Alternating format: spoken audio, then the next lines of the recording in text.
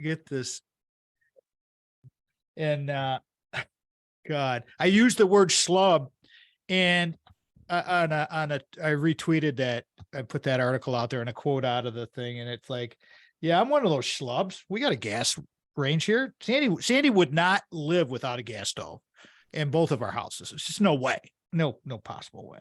There's a reason why they say cooking with gas. And this is part of the elitism of this entire thing, which is that climate change is such a pressing issue. We can't allow consumers to pick the form of cooking that they want. Never mind that 0.4% of all the natural gas in America is used on cook stoves. I mean, it's an infinitesimally small amount. And yet this is the battle they want to fight by claiming this is the key challenge on climate change. And all right, hold on. Okay. I'm gonna get me teed up here, Matt. I'm gonna get all up, man, and I'm just gonna let you fly, baby. This is fun. I'm gonna enjoy it. I've been looking forward to this, and so appreciate you very much. Okay, here we go. Let's do this thing. Let me minimize this. Move this down so I can see what the hell I'm doing. Go here. Start segment 1. Okay, here we go, bud. You know the drill here. All these little buttons I got to push. Sure.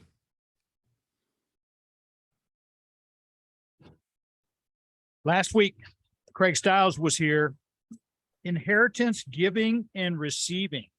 Now, that's very important for people to understand, because with this supposed $67 trillion of wealth transfer coming from us baby boomers, people need to pay attention to this kind of stuff. So, hey, welcome to this week's episode, everybody.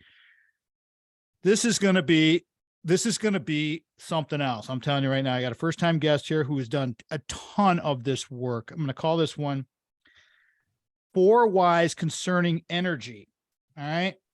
So bear with me here, because I got a bio of a guy who is just an amazing cat. Robert Bryce is with us today. Robert Bryce is a Texas-based author, journalist, podcaster, film producer, public speaker, cool guy. Over the past 3 decades, his articles have appeared in numerous publications, including all of the biggies: Wall Street Journal, Times, National Review, Field and Stream, sweet, Austin Chronicle. I'm skipping over a whole bunch of stuff here, but I got to tell you, I found Robert in such the random way when I came across his Enron book recently, like within the last couple of months. And I read that bad boy, and it was just, I'm like, I got to find this cat. And then all of a sudden the Pandora's box of Robert opened up, and it was just crazy. But then this is a summary from his latest book, his 6th book, A Question of Power, Electricity, and the Wealth of Nations. In the ancient world, it was guns, germs, and steel that determined the fates of people and nations. Now more than ever, it's electricity. Although global demand for power is doubling every 2 decades, electricity remains one of the most difficult forms of energy to supply, and do so reliably. Now, I don't know diddly crap about this. That's why we get these experts in here, and I'm so happy to talk to Robert. But to continue on with this review, today, some 3 billion people, and I read this in the book because here's the book right here. I got it right in front of me. All right. I read that bad boy too. 3 billion people are still living in places where per capita electricity use is less than what's used by an average American refrigerator, which is absolutely hard to comprehend in my mind. How we close the enormous gap between the electricity rich and the electricity poor will affect everything from women's rights and healthcare to warfare and climate change. I'm just going to leave it there, because Robert lives in Austin with his wife, Lauren. He's done 400 keynote lectures, speeches, been all over the place, been on every media outlet, been in front of Congress, just all over. And I'm going to tee this cat up, because these 4 whys, we had a little quick conversation yesterday. We could talk for hours. I guarantee it. And I hope that we will when we compile everything together. But for today, I want to welcome to the radio program my new buddy, Robert Bryce. Hey, bud. How are you? Thanks, Tom. That is a long and very nice introduction. I heard one guy he was a British Navy guy. He said, "Yeah, that introduction." He said it was one my mother would have believed and my father would have enjoyed. Something like that. Well, But that's very gracious. I'm happy to be with you. There's a ton to talk about. I joke, when I give a fair number of public engagement speeches, and I get up there and I say, "Look, I don't know what we're going to talk about. There's nothing happening in the energy business," which is not true at all. There is a lot happening in the energy and power world these days. all right. Well, as we talked about yesterday, our first segment, because we got this show going here, this radio program thing, and the first segment is about you and your fam and getting you going. Not that you need to be warmed up, because I think you wake up raring to go every day, just from the videos I've watched from you, and I've become a huge fan of your work. And so it's like we need to understand. I really need to understand science behind things, the just all of the logic. I mean, it's just logic. And dude, you need to help us out here. You need to enlighten my listeners. But first, let's talk about you. Let's talk about your family. Let's do that. Would you please? Sure. No, happy to introduce myself. And my podcast, the Power Hungry Podcast, I have guests introduce themselves. So, my name is Robert Bryce. I live in Austin, Texas. I'm, first things first, I'm a proud dad. My wife, Lauren, and I are been together 40 years, married 36 or 37, I think. Congratulations. Thank you. And we have three great children, Mary, Michael, and Jacob. They're the joys of our life. They're all doing well. They're all adults. They've all moved out. So we're empty nesters, which is a beautiful thing as well. So, and I'm very lucky to, my wife, Lauren, and I are very happy together. We live in Austin. We have a great place here. I'm an incredibly fortunate person in my life and in my career. As far as the career stuff goes, I'm a journalist. I'm an author. I consider myself fundamentally a reporter, and I write about the energy and power businesses, and I have been doing so for more than 30 years. I've written 6 books. I'm the host of the Power Hungry Podcast. I'm the executive producer of a film called Juice: How Electricity Explains the World. I'm working on another Great film. film. I just saw it the other night. Sorry to interrupt, but I just saw it the other night. It's great. I'm very proud of that film. It's on all the major streaming platforms. And now I'm on Substack and having great fun there. robertbryce.substack.com. Go and subscribe. I've got a long piece there today called The Billionaires Behind the Gas Bans. And it's a piece I'd had in mind for a very long time, and it's getting good traction. So enough on that, Tom. Let's talk about stuff.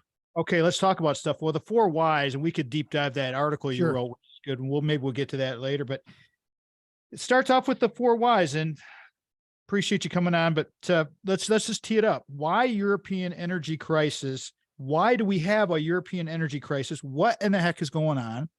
We'll get to all the other stuff, but let's just do the whys first. Let's do that. Sure. What's up? Well, look, I mean, Europe is in a mess. I mean, and they've been pretty fortunate. We have to be clear about that, in that they've had a fairly warm winter. In fact, a really warm winter. And so remember back in August of last year, natural gas prices in Europe were at $100 per million BTUs, $100. Now, today they're at, I think I just checked 16, or they're less than $20 per million BTUs. And compared to the US at Henry Hub now, where the gas is trading about $3 on the front month contract. So Europe's prices relative to the US are still high, but they're nowhere near what they were last summer. But that's just a fast forwarding. But what is going on in Europe? Why is Europe in an energy crisis? Well, of course, part of this is due to Russia's invasion of Ukraine. But let's also be clear, Tom. The Europeans drove themselves into the ditch. They brought this energy crisis onto themselves. And what did they do? I call it the fatal quadfecta. And this is the point that I made, or points that I made when I testified before the Senate Energy and Natural Resources Committee in November of 2021. They made 4 key mistakes. First, they underinvested in hydrocarbons. They overinvested in renewables. They shut down their coal and nuclear plants prematurely, and they relied too heavily on imports, particularly from Uncle Vlad. And so now they are in a world of hurt, and they can't rely on the renewables. Their electricity prices fluctuate dramatically depending on whether the wind is blowing or not, which makes, I mean, it's just totally insane.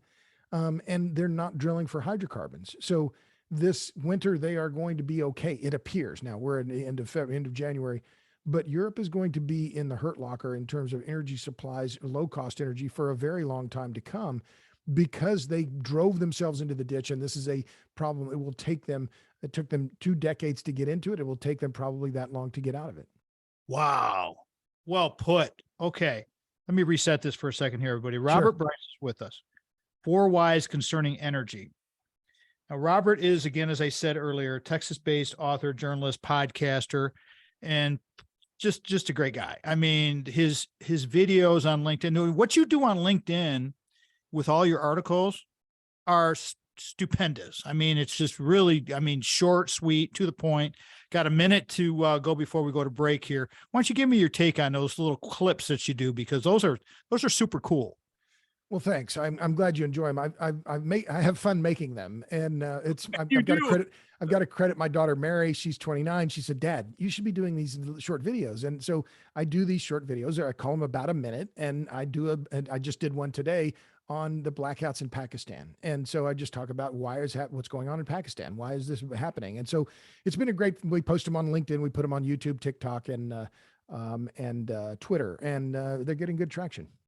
All right, we're going to go. I'm going to set this up for break here, and then we'll come back with Robert Bryce. Robert Bryce is with us. He's an energy expert, writer, journalist, filmmaker, you name it, done it all, dad. That's the big thing. He's a dad. He's a husband for a long time.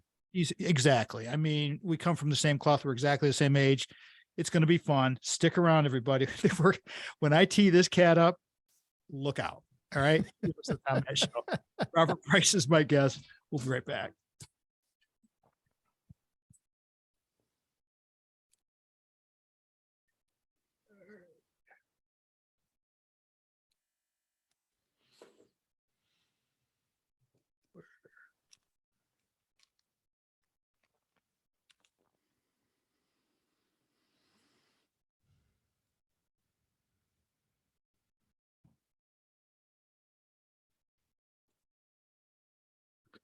Crazy. Where'd my little save thing go? That's supposed to be a little box.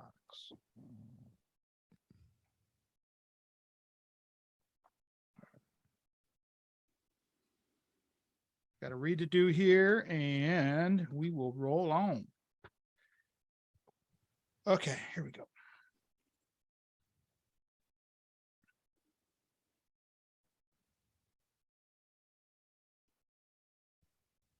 Our Ameriprise financial advisor, and we hopefully it will be yours as well, as Craig Stiles. He was our guest last week. He's the guy. Ameriprise financial advisor Craig Stiles can help you plan for the life you want today and well into the future. And again, full disclosure, Craig is our guy. We have all of our retirement savings with Craig. We moved it all over there when I hit the retirement zone, and it's all good. And we're really, really thrilled to be with the most honest guy I know. I got some numbers coming at you and some emails, so get ready here. Local numbers, 517-483-4893. Craig, this is email, craig.stiles@ampf.com. His 800 number, which he actually didn't remember when I interviewed him last week, but I have it here, 1-800-528-1355. And his office is located at 2400 Lake Lansing Road, Suite B is in Bism or Brilliant, Lansing, Michigan, 48912.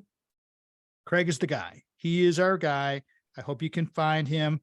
Go to our financial fitness little clip cartoon thing that we have on our website, tommattshow.com, and you'll find like 20 some episodes of different financial issues that we've talked about. And we've talked about many, many, many different things. Here are some of the stations in and out of the network carrying us, have carried us. You never know about broadcast radio, especially syndication, WGHN 92.1 on the lakeshore of Lake Michigan. In Grand Haven, thank you guys so much for carrying us. You were the first to ever put us on broadcast radio, and I'm proud to always have you first out of the chute. WGIM 1240 AM in Lansing, the big stick and the flagship of the Michigan Talk Network. WJRW 1340 AM in Grand Rapids, WKLQ 1490 Muskegon, WYPV FM 94.5 up north in Mackinac City. There's like 40 or 50 stations in the Michigan Talk Network. Some of them, a lot of them are talk. Some of them aren't. That's okay. That's fine. WYPV FM 94.5 Mackinac City is our up north. I know we're up in the Upper Peninsula of Michigan. And our PBS affiliate at Michigan State University, WKAR AM 870. I want to thank Craig Stiles for creating Desideri Analytics, his proprietary algorithm. That's what makes him the bomb. And he's greatness. All right. And also I want to thank Steve and Ivy Gruber, owners of the Michigan Talk Network, for carrying our radio broadcast. Okay, today, Robert Bryce is with me, really cool guy. I knew it when I started reading his stuff, and it's like, when you get a feeling and you're just going to click with a cat, he and I could tell he's just a good guy. And so when we just started our interview here, Robert, we just did the first why that we talked about yesterday, the European energy crisis. You kind of nailed that one. Here's the next why for you, my friend. Sure. Why renewables can't and won't meet, and I have Michigan's needs, and then I have in parentheses America. So the renewables, what's up with that? Well, Tom, it's interesting, talking to you from Michigan. My wife's from Ann Arbor. She's native Ann Arbor. Her dad taught at University of Michigan for many years. In fact, he got his PhD from Michigan State. So there in Lansing, and Lauren was born in Lansing. So I have not my roots, but my family roots in Michigan. All you have to do is look around your home state. When you look around there and you see what is happening, the rural backlash in Michigan against the encroachment of large wind and solar projects, there's your answer. That's why wind and solar can't possibly provide all the power or energy that we need, because there simply isn't enough land.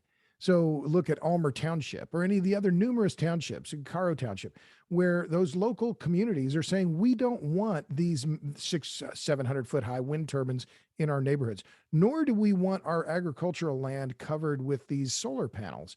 So you see this in Michigan, which has become one of the hottest areas in terms of the friction that is being facing renewables. Or look to your neighbor right nearby in Ohio. Last year alone in Ohio, more than 40 townships banned the installation of either wind or solar or both. And this is happening all across the country. I've documented this. It's on my website, robertbryce.com, the Renewable Rejection Database. And so last year alone, we saw across the United States, 79 communities rejecting or restricting solar projects, 55 communities rejecting or restricting wind projects. The reality is the fundamental problem here isn't money. It isn't political popularity. Wind and solar are politically popular. It's basic physics. The power density of wind and solar is simply too low, which means they require a lot of land. And we don't, there's this idea, we'll just put it out there, out there in vacant land. No, that's exactly wrong. There is no vacant land in America. Everyone, everywhere cares about what's in their neighborhood. And you see that in spades in Michigan. And so that's the short answer. And I could give you a much longer answer. I've written about this now for more than a decade, about this friction that is greeting these big renewable projects all across the country. Is there going to be a middle ground? Are they going to find, unless you create real estate, it's just no way, right? It's the physics of the whole thing. As you say, it's actually the science, right? Yeah, there is a limit to the amount of power that you can produce from the wind. It's called the Betz limit. You can only wring a certain amount of energy out of this very diffused source of. There's a lot of wind, and there's a lot of energy in the wind, but turning that into useful power, that's a difficult thing. Having the portfolio. Excuse me, I don't mean to interrupt you, but having a portfolio with wind in the portfolio, is it doable? Is it a smart move, or are we getting ahead of ourselves? I don't think it is a smart move, Tom. I think if we're going to be serious about CO2 emissions reductions, if we're going to talk seriously and talk about climate change, well, I could say, damn it, can I? Damn it, we need to get serious about nuclear energy. And again, we can talk about this in Michigan. Entergy was allowed to close the Palisades nuclear plant there in Michigan, and they closed it last year at about the very same time that the Mid-Continent Independent System Operator was saying, we're short of power. We need to keep all the power plants we have online. And yet that power plant was closed, a nuclear power plant.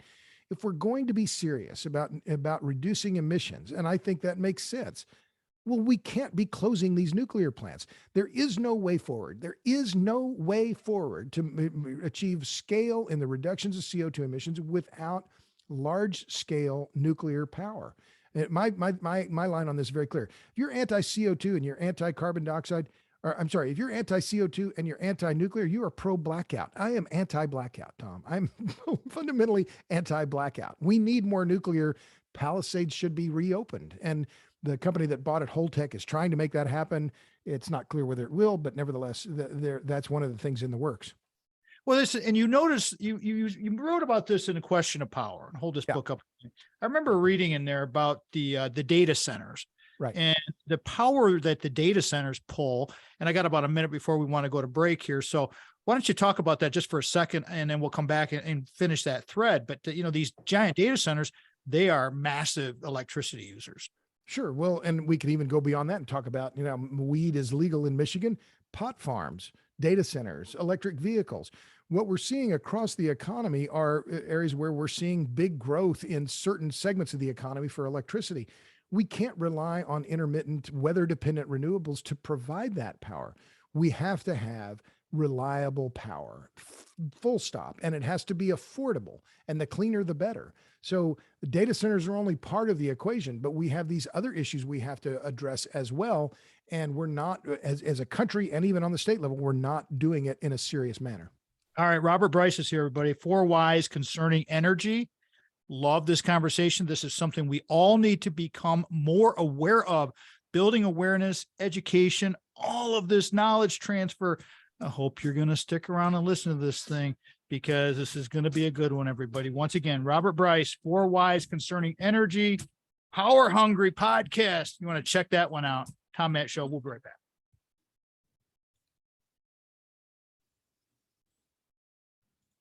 Rocking. Awesome. Easy. Making some of that radio magic. That's what I'm at. I'm all man, about it. Roll through this. We'll just roll through this. We'll talk more about the history of Tom Sandy and you, Warren, and everything. I love to get to know my guests. I have so many guests, and I may have some people that might fit your podcast too. I don't know. Sure, that'd be great. You go in a little niche, but I like to share smart people. Here we go. Let me do this here. Let's rock it, baby. Simplest way to connect with us is via our website, tommattshow.com, where you will find a redesigned, simpler page. Love it so much. These things take so much time and so much energy and so much checking and rechecking, but it's working really well. Sandy's on top of everything. And so please go check that out. Our YouTube presence is growing. You guys know I hadn't done YouTube. I hadn't done YouTube for 12 years because I had this other thing called a job at the university, and it was doing radio, and that was that. Well, now the YouTube presence is growing and growing, and it's becoming fun. And I like doing the stories over there, and they're small pieces of what we do. Facebook, Tom Matt Show, Instagram, Twitter, all that good stuff. Our mission is to build an engaged society and team. That's why we have a guest of the quality of a Robert Bryce on, because we want to build an engaged society and team. We want to connect with all of you. So whichever social media is your favorite, drop us a note. We respond to all messaging and want your input, because it's all about us, Generation Us, everybody else. The Refinement Zone, the RFZ, as I call it, is all about community collaboration, cooperation, the 3 C's of sharing stories and ideas.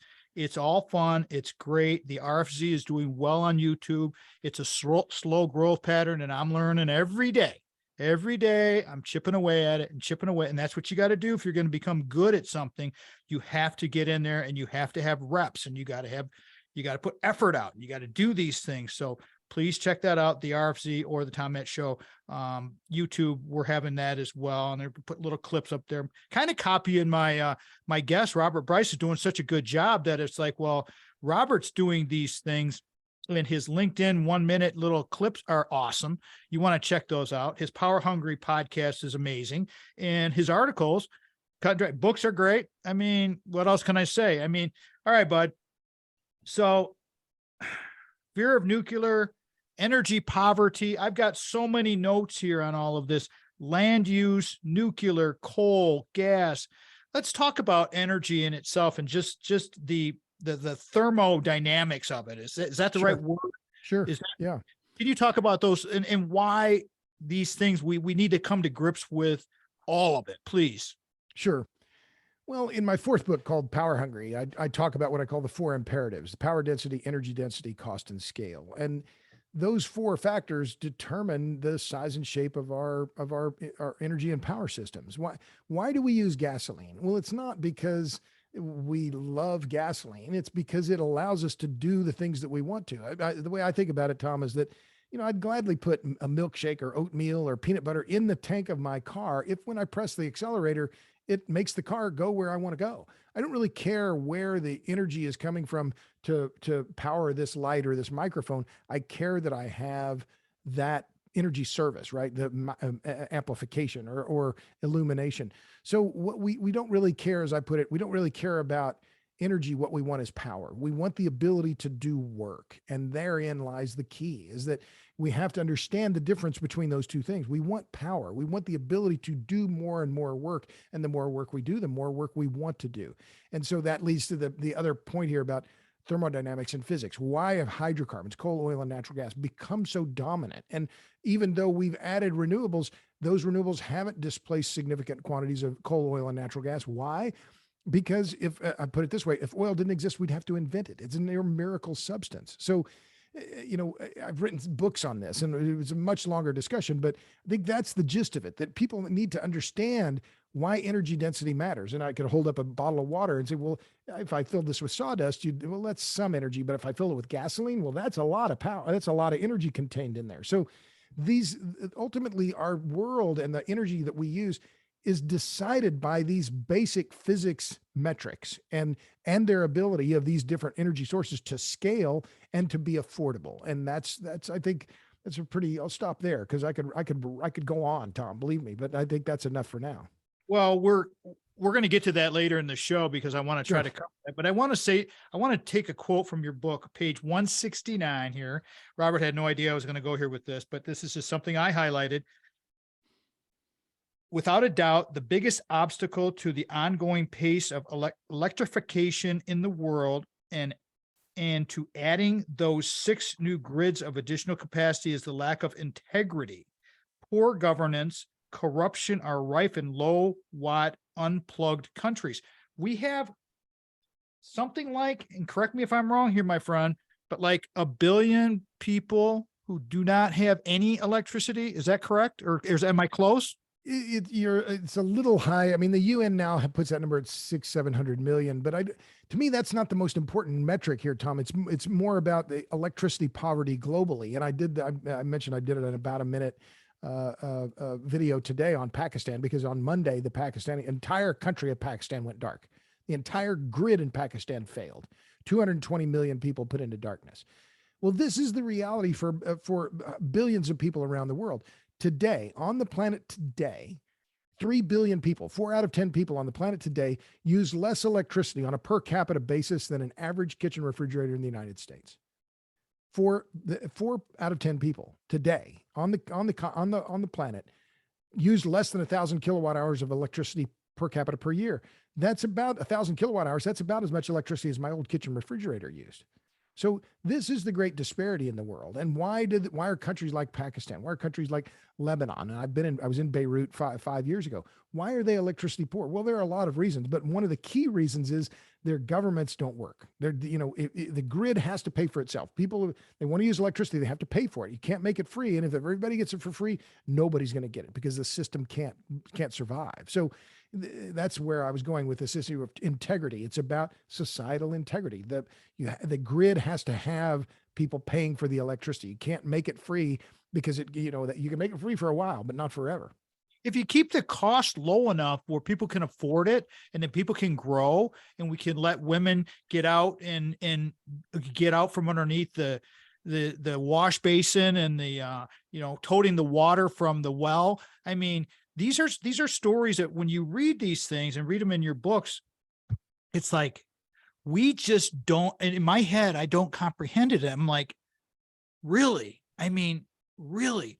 And I bought the Lyndon Johnson book because of the electrification from your book that I read about in Texas, where you live. Yeah. And it's like, it was only in the 1930s, right? 1930s sure. and 40s that this isn't ancient history. I mean, I know a friend of mine, his dad lived in Veneta, Oklahoma, which is a small town in northeastern Oklahoma. He remembers the day that the electricity came to his home in the 1940s. He can describe it to this day. He remembers it so vividly. But you make an important point. Electrification is key, particularly for women and girls. As I say in the book, electricity frees women and girls from the pump, the stove, and the wash tub. And this was one of the great motivators for the new dealers, including Burton Wheeler from Montana and George Norris from Nebraska and Sam Rayburn from Texas. They had Rayburn and Norris had grown up on farms. They had in rural ranches, and they'd seen their mothers washing clothes by hand. They'd seen their children, the women, on the farm women carrying water by hand, making, tending the stove. Electricity frees them from that drudgery. And so this is still one of the great challenges in the world today. If we're serious about women's rights, well, we got to get serious about electrification. We've got to. And being a former telecom professional, I'm going to carry this through, Robert, because we're coming up on here, and I'm going to reset this thing. I'm a former telecom professional. I know what's happening with coax and fiber and all these things. And so I remember, like, when we're talking about remembering when electricity came to your neighborhood, I remember when cable TV came to our neighborhood, but without electricity, we're not having any cable TV. We're not going to have any of that kind of stuff. You're not going to have radio. You're not going to have any of that kind of communications that were in the nascent stages back in the 20s and 30s and 40s with television and everything. So we've got to understand and step back a little bit and say, well, do you realize how much of the world is so far behind?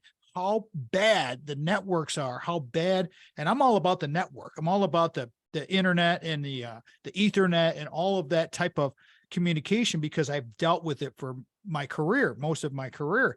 And it's like, without the infrastructure, without the backbone, you're not going to transmit diddly crap. And so it's like, this has to be understood. And that network you're talking about depends on the electric grid. It is the mother network. All of these other critical networks that we depend on, lights, water, all depend on the electric grid. If the electric grid doesn't work, none of the other stuff works. That's right. Robert Bryce is with us. 4 Whys Concerning Energy. Flying by. We'll be right back.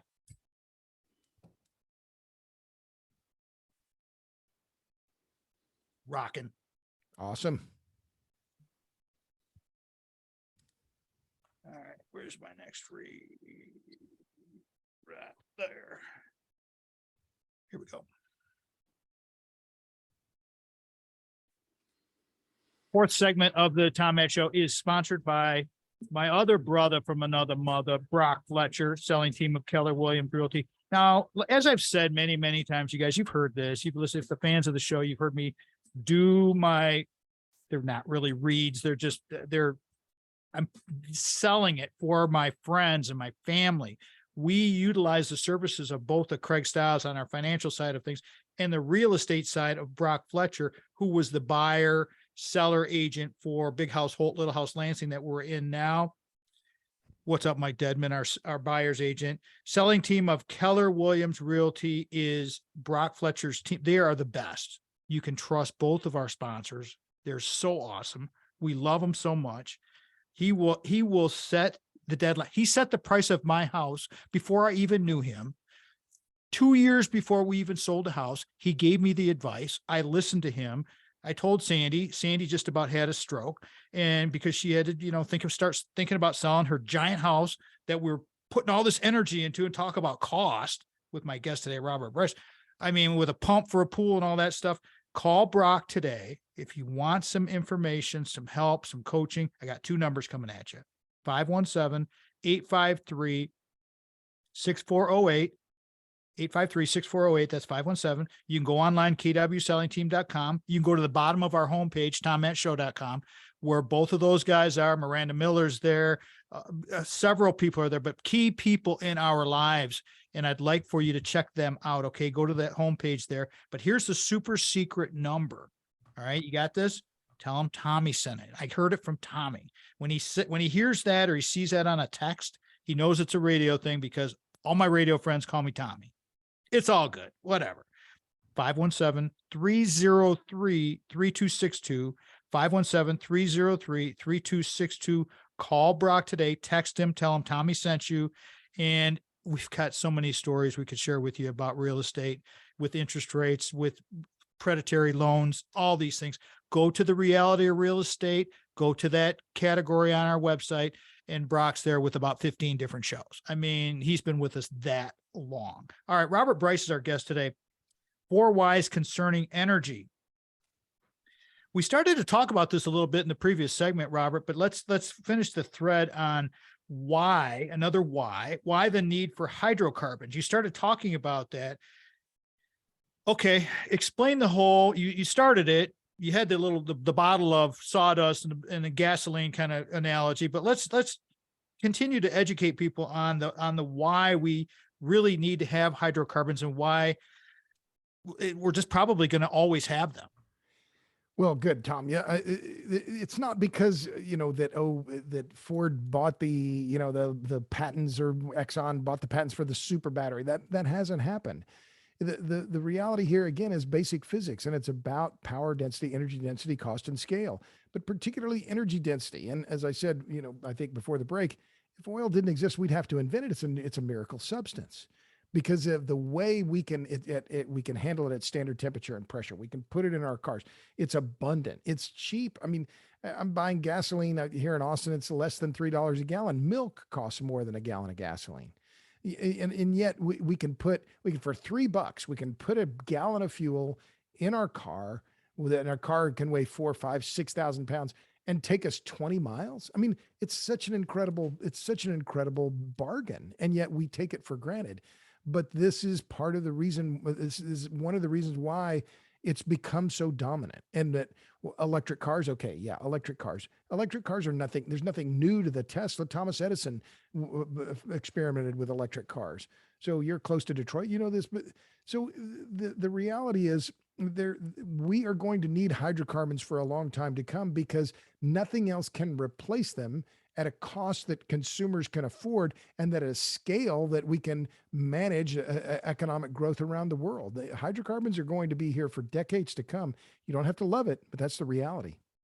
Well, let me ask you about, Sandy and I, because we're more on the road trip, we're not big flyers. And so we like to do the road trip. So we wound up ordering, and our YouTube video has done really well on our Toyota Sienna. We have a 2023 Toyota Sienna hybrid, and it's a beautiful vehicle. It's got all the tech on it. And to me, I did some searching around with this, and I'm like, you know what? These hybrids seem like they're a good mix. And I wanted to kind of get your take on that. What do you think about what Toyota's done with the, and this is not a plug for Toyota unless Toyota wanted to sponsor me, but we really like that hybrid vehicle. And it's a beautiful, I don't even call it a van. It's not a van. It's more of the Batmobiles. I named it. So, I mean, it's really, it's got all the stuff on it, right? Sure. And so just a quick answer to your question, I think hybrids to me make a lot of sense. Anything with a plug doesn't make sense. Hybrids are, in terms of material intensity, right? The amount of batteries and the other stuff, it's much more efficient, I think, I think it's clear to have a hybrid than a fully electric vehicle, because the amount of battery weight that you have to carry in a full electric vehicle is so large. And that's one of the problems with them. My friend Jesse Ausubel calls them Soviet cars, because he just can't stand the idea that you have to carry this big battery around, whether it's fully charged or not. It weighs the same. So I think hybrids are clearly, the Prius, the long history of the Prius, obviously pioneered by Toyota. These vehicles make a lot of sense. And you see them not just in passenger vehicles, but also in delivery vehicles, garbage trucks, delivery trucks. Hybrids make a lot of sense. How come we didn't get a rebate or some kind of incentive from the federal government? Because you're bad, Tom, and you don't deserve it. That's why, you greedy bastard. Why do I have to pay for your car? It's just one of those things. Hey, I'm all about doing the right thing for the environment. But one of the reasons we sold our big house, what we call Big House Holt, was because it was just the two of us, Robert. We had a beautiful home. We built it, but we had put in a pool. We had done all these things.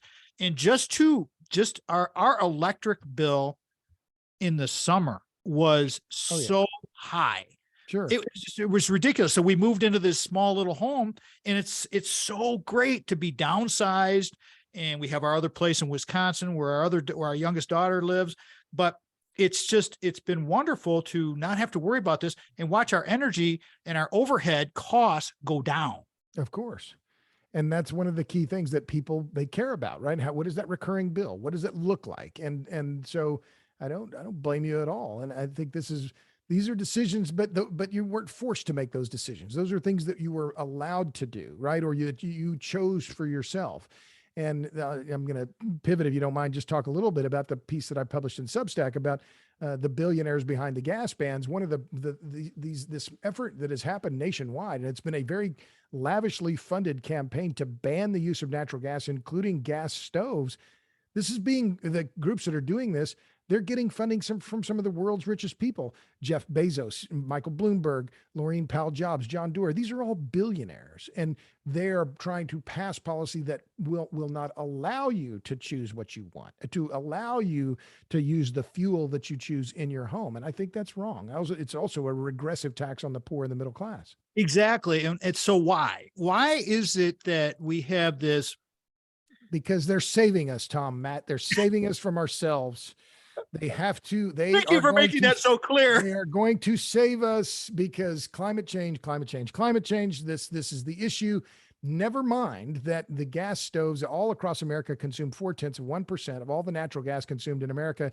And yet you have these people from the Rocky Mountain Institute claiming you cannot use that because of climate change. I mean, this is nuts. It just doesn't stand up to any kind of scrutiny. And I think it's fundamentally, I think it's offensive. And I say that, and I use that word very carefully, because what about the poor and the middle class? How is it the billionaires are going to be able to fly? All of these ones that I've just mentioned, they fly on private jets. They have mega yachts. They're allowed to, fly in jets that consume 500 gallons of jet fuel an hour, but you're not going to be allowed to use gas to cook your dinner. That's the hypocrisy that I just cannot abide. There's no balance. I mean, the balance that's out there, it's like you're penalizing the schlubs, as you called them. That's and right. I said to myself, I'm a schlub. I'm proud to be a schlub. Fine, great. Because we have low expectations of what we want to do with our lives. We don't need all of the fancy stuff. And that's that. Everybody makes their own decisions. But when the decision's taken away from you, when you don't have the opportunity, or you're paying $5 a gallon for gas, things got to change here. And I'm going to carry this through because we're going to come up on break here. Let me reset this thing because we got one more segment to go here. And I want to we're going to talk specifically a little bit more about the article that Robert was just mentioning that he wrote today that came out. But we're also going to talk about why climate change is misunderstood and difficult to address. That's the big overarching question. And we could talk for hours and hours about this stuff because Robert is the man when it comes to this. The 4 whys concerning energy. What are we going to do here? We need to become more educated. We can't be irrational because I believe that it's a rational kind of decision here, but we're being led by some irrational policy. And we'll talk about that when we come back. Robert Bryce is here. 4 whys concerning energy, irrational or rational, whatever. We'll be back.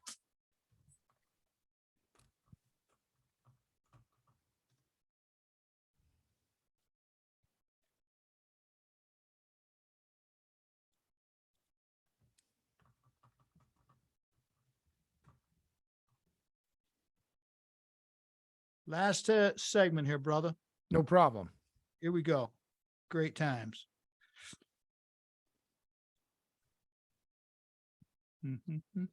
This is plug here, Robert. So you got I know you got all your links and books and all that. And I'm just going to let you take as much time as you need to plug whatever you want to plug. So feel free after I do this quick. We do a freebie speaking engagement throw out there. And so that's what I'm going to read right now. Great. And then it's all you. I'll throw it to you. Here we go. Okay.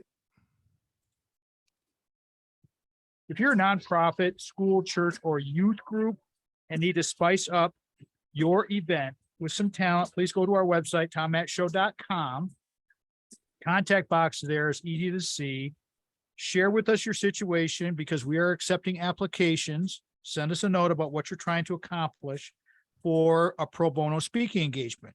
So what that means is it's a freebie, and I would be the facilitator of this group speaking engagement with myself as a moderator, and I would bring in a Craig Stiles. This is a local event, okay? A Craig Stiles, a Brock Fletcher, to help our mid-Michigan local community. Now, I'm going to be perfectly honest here. If you want to pay us to do these things, fine, that's great. But that's not what this read is all about. This read is about helping our community get better and better and Lansing is growing and doing some good things with the state capitol here and Michigan State University. We've got a great thing happening around here, but there are a lot of people in need. If you need us to help you, let me know, go to the contact box, and away we go with that. Now, Robert Bryce has got a lot of sites. He's got books everywhere. He's got movies, he's got videos, and you're just covering it all over the place. Robert, please plug everything you want to plug. How do people find you for speaking engagements? Everything that you do, please go right ahead. Sure. Well, thanks. Well, it's been a pleasure, Tom. I'm passionate about these issues, and this is what I consider the purpose in my life. And I think it sounds a little pompous, but I believe that, and I feel that in my heart that I have a purpose, and I embrace that. And one of the purposes in my life is to speak up. Who are my people? My people are the people who turn wrenches. I love those people. I love the people mechanics. I love people who fix things, build things, grow things. Those are the people who I want to speak for, that I'm privileged to speak for, and I think I am tasked to speak for. So what do I want people to do? Well, if they don't remember anything, robertbryce.substack.com. I've gone to Substack and really like that platform, and I've been writing regularly there. It's all free for now. I'll probably go to a paid model at the end of the year, but robertbryce.substack.com. My website is robertbryce.com. I have most of my articles appear there. I also have the Renewable Rejection Database. Some of my speeches are there.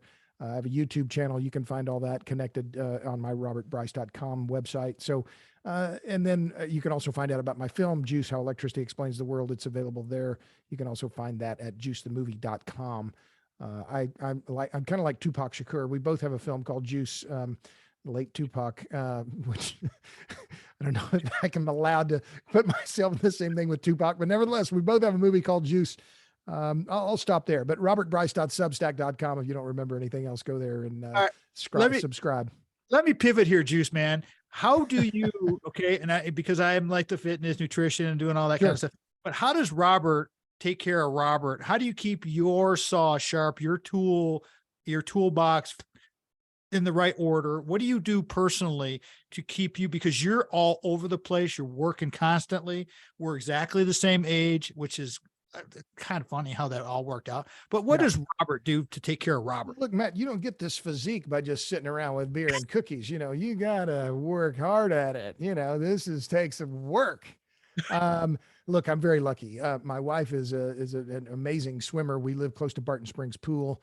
I swam already twice this week. I swam yesterday, the day before, even though it's been cold here, cold not compared to Lansing, but it was in the 50s, and the water temperature is 60, 65 degrees. So I swam a quarter mile yesterday, swam a quarter mile the day before. I love to swim, love the cold water. I like to walk. I'm a bird watcher, love to be outside, avid outdoors person. But mostly it's walking and swimming. And then, I do a little bit I kind of joke around about I do a few push-ups and kind of act like I'm stretching and stuff, but it's mainly walking and swimming, Tom. Well, we need to keep you around, because without voices like you shouting into the world, and I know how it is because I've been doing this now 12 years myself, and you just never know how much response you get, how many people are hearing you. A lot of people are hearing you, and I think a lot of people are very desirous of what you're sharing, that information that you're sharing. Let's pivot there again to our fourth why climate change is misunderstood and difficult to address, and where do we go? I mean, let's talk about that. And before we go there, though, I want to make sure that I say thank you for your video that you did for the skilled tradespeople, the Ukrainian skilled tradespeople, being a refired skilled tradesperson from the university. I really appreciated that article and that video that you did on that. So thank you for doing that. I appreciated that very, very much, coming from a skilled tradesperson. Thank you. Well, yeah, I think you're talking about electric linemen. I think linemen, I think, are just, those, and I've met some of these guys, they come up and they're usually these raw boned guys, they usually got some impressive facial hair, and, they're tough dudes, they're tough hombres. There are not very many women in that business, but they're the people who turn wrenches. They're the people who fix things, and they get out there in all kinds of weather in bucket trucks. And I've seen them myself, and I just have a lot of admiration and respect and gratitude for them. But about climate change, to get to your question, Tom, it's not Texas climate change. It's not Michigan climate change or Michigan warming. It's global warming. And this is the issue that's so hard for the US and policymakers to understand. Should we make an effort to cut CO2 emissions? Well, yes, but we also have to be very clear about what effect we can have. And I'm using the royal papal we here on global emissions at a time when, as I said, all over the world, people live in dire electricity poverty. So this year alone, according to the IEA, the Indian electric system, their coal consumption will likely rise by something like 8%. So we can cut our emissions here in the US. It doesn't mean that that's going to have an effect globally. And therein lies the big challenge. And it's one of the reasons why I'll shut up after this. Natural gas to nuclear. If we're serious about reducing emissions, what is the best no regrets policy looking forward? Embrace natural gas, embrace nuclear power. Those are the ways we can decarbonize some of the electric grid and displace some demand for coal, because coal demand continues to rise. It's still at record levels and expected to continue rising both this year and next year, principally because of India and China. And the India and China are going to look out for themselves, and well, they should. How do you, and how is the big business of the hydrocarbon oil companies? How do you incentivize them to invest when it seems like our government is just trying to put them out of business? And it just seems like, well, why would they invest more in these humongous projects? Sure. When they're getting no love from our federal government. Why? No love is an understatement, Tom. Well, I had a guest on the podcast, Tom, named Adam Rosenswag, I think it was last week. And he made this very same point that right now oil and gas companies are not spending as much doing drilling because the market and the political environment is so anti what they're doing. So they're buying back shares, they're paying dividends, and well, they should. I mean, they're going to look out for their own interests. That's who they are. They're not charities. They're for-profit corporations. So I find it hard to fault them for what they're doing, but still, and I say this is not a partisan. I'm not a Republican. I'm not a Democrat. I'm disgusted. But the Democratic Party, and particularly this administration, more than any administration I've seen in my lifetime, has made it an extra effort to demonize the oil and gas industry. Why? Why have they done that? Do you know? It's just convenient politics, Tom. And I think that's all it is. It's just convenient politics. Oh, well, we'll lambast the electric utilities. Why? Because they can't really fight back. Well, we'll lambast the oil and gas industry. They really can't fight back. This is part and parcel of the Democratic playbook. And I say this not as a partisan, but this is just what I can see. I've been a reporter for a long time, and this is one of the standard items in the Democratic playbook. You attack big oil, and they've done that for decades. We're coming up on the close of the show here. We got about 3.5 minutes to go here. Robert Bryce has been our guest today, the 4 Whys Concerning Energy. Robert, what would you like to close with on your first visit? And I want to thank you. I look forward to us becoming friends and doing more of these and assisting each other with the podcasting and the radio shows and all this kind of stuff. But what would you like to leave the listening audience with? I'm going to give you plenty of time to have the last word. Go right ahead, please. Well, first, it's a joy to be with you, Tom. And as you can tell, I'm passionate about these issues. What would I wish for your listeners? Inform yourself. Inform yourselves. Don't fall for the easy soundbite. The energy and power networks that we have they're complex, and they require more than just some cursory kind of soundbite. Why we have the systems that we have is not some accident. There's no conspiracy here. Instead, they've evolved over now more than a century, because these energy and power networks can provide the energy and power services that we demand at prices we can afford. And this is the other thing I would say, be grateful. We live in such incredible energy abundance. I mentioned Pakistan before. The average American uses as much electricity in 12 days as the average Pakistani uses in a year. We're incredibly fortunate, and don't forget that, and don't take it for granted, because we are the lucky ones. And so it's something I've tried to practice myself, is keep that gratitude foremost, because that will help you in the happiness equation, I think. Well, there's no doubt about that. And it'll help you with your life and keep your brain straight. And having our attitude of gratitude, being grateful for everything that we have and that we do is an amazing thing for living in this country. Robert, please share all of your contact info, and then we're going to jump out. Please go right ahead. Well, sign up, subscribe, robertbryce.substack.com. Check out my website, robertbryce.com. We'll just leave it at that. I'm on Twitter, actually, PWR Hungry, at PWR Hungry. But yeah, robertbryce.substack.com. Thanks. I'll put all those into the recap, everybody. If our show fits your business or group's mission, we want to be of service to you through our guest topics, issues. Robert Bryce is the bomb. I mean, the guy is incredibly. Ah, shucks. Now you say that to all the girls. Come on now. Oh, you know what? Well, I have 2 daughters and a great wife, and so yeah, I probably do. But that's good. Here's something I want you to think about, and I want all the listeners to hear me say this every show. Always remember, before you can share love with others, you must love yourself first. That's why I talk about this stuff so much. We'll talk to everybody next weekend. Have a great week, everybody. Thank you to Sandy, to Brock, Sam Medved, Craig Stiles, Mitch Anderson, the whole crew, everybody. Thank you so much for listening. We appreciate you all. Tom Met Show is a production of Boomers Rock Media. Thank you. We're out.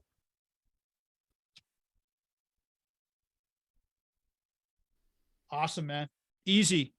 Anything I can do to help you out, you let me know. I appreciate your books. And I know you're a busy guy, but hey, you ever speak at Michigan State?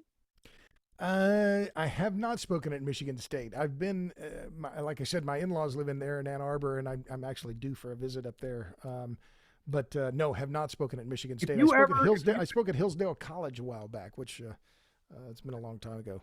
That's a beautiful small school. Well, we have our place in Wisconsin too. And I don't know if you've ever been up there with your wife, but if you guys ever get to Ann Arbor, please give me a shout. Let us know, because now that we're refired and we're doing our thing, and welcome to the refirement zone, my friend.